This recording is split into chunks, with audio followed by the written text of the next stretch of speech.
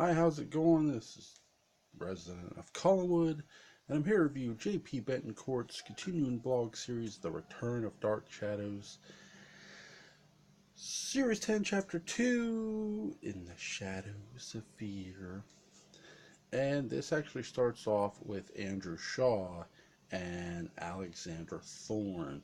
Now, if you don't know who that is, let me help you out. Alexandra Thorne dated Christopher, the same Christopher's DNA that is in Andrew Shaw. And Andrew Shaw is also having Christopher's memories. So, and Christopher was a werewolf, by the way.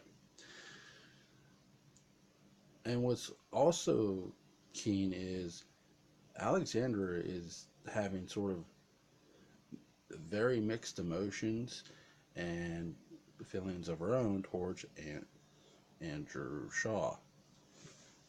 Now, I like how this is done. She does not acknowledge him right away. She actually turns her back, but then she turns around, walks over. I like that. I like the little cat and mouse at first, but I like the conversation better, simply because it was coming and it had to come. Um, some people might say, is is Andrew Shaw, is he Christopher? When I speak, when I'm either reviewing a movie or a show or someone's story, I give my expressed opinion on characters, and that's exactly what I'm going to do here. In my opinion, no, he's not Christopher. Yes, he has Christopher's memories. Yes, he has Christopher's DNA, but he wasn't born Christopher. He was born Andrew Shaw. He was born and raised Andrew Shaw. He's just been in a coma. Now he's awakened from this coma with someone else's, you know, DNA, with partial someone else's memories, and those memories are affecting him. Now, him as a person, not him as a person. I think he's his own person. Again, this guy is not his dad. His dad, Dr.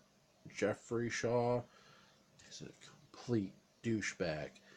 And trust me, my dad was a fucking douchebag, so I could relate to Andrew.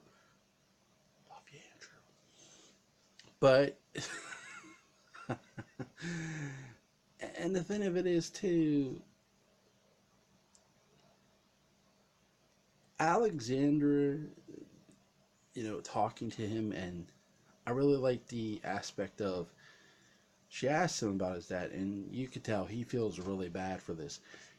Andrew Shaw, a lot like Christopher's werewolf disease, no one asked for that.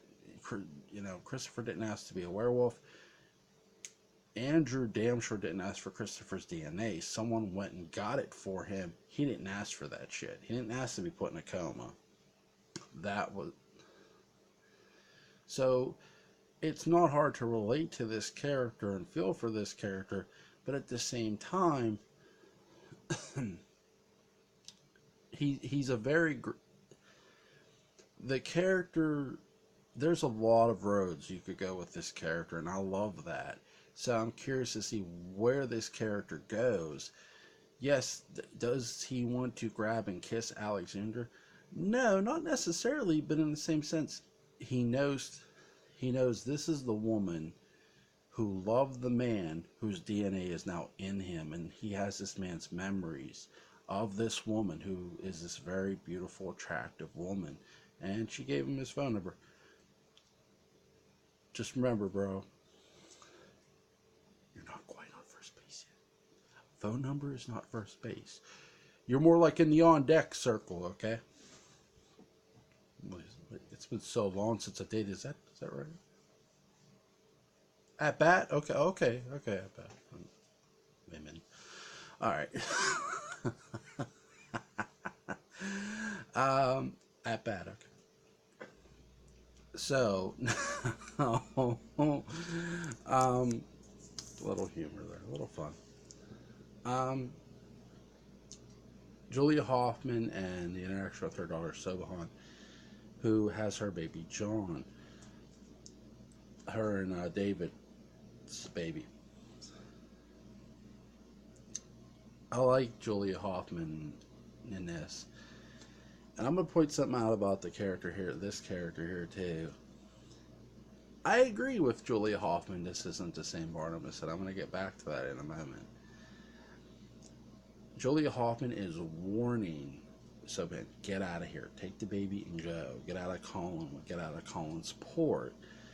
Deep down, I gotta believe Julia Hoffman knows that would not matter, but I think she just wants it anyway because she just thinks this is not the place for her because it's just not safe and she's not sure she can protect her here.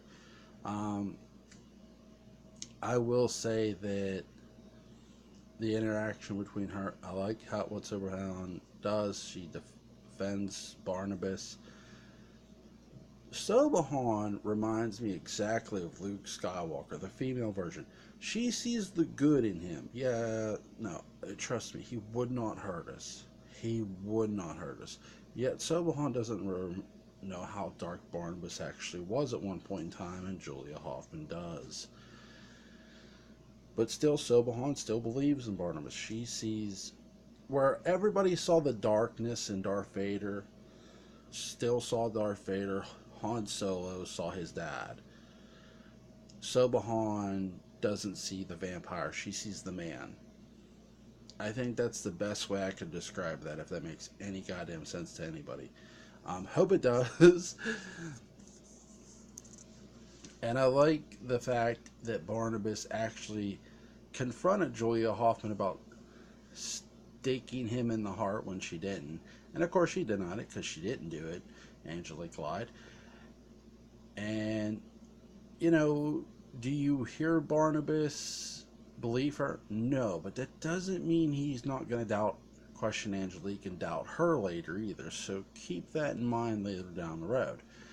Not in this part of the story, but maybe down the road. I don't know.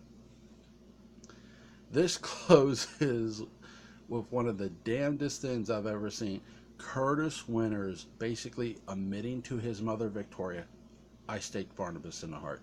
And Victoria's like, oh my fucking God, what did you do? You've heard of mob hits gone bad? Well, this is the ultimate hit gone bad. If there's one hit you don't want to go bad, it's a hit on a vampire's life, and it goes south as south can be because of Angelique. And Angelique is watching Curtis because Angelique has the hots for Curtis. She's in love with him. I find that very intriguing and very interesting because there's so many paths to go down with this with Angelique, Curtis, and Victoria. Sobahan. Hell of a job, JP. Great job, man. This is an amazing story. It's fun to read something this good. The rant for the Dark Shadow stuff is coming after this video. You guys like, share, comment, subscribe, and stay tuned.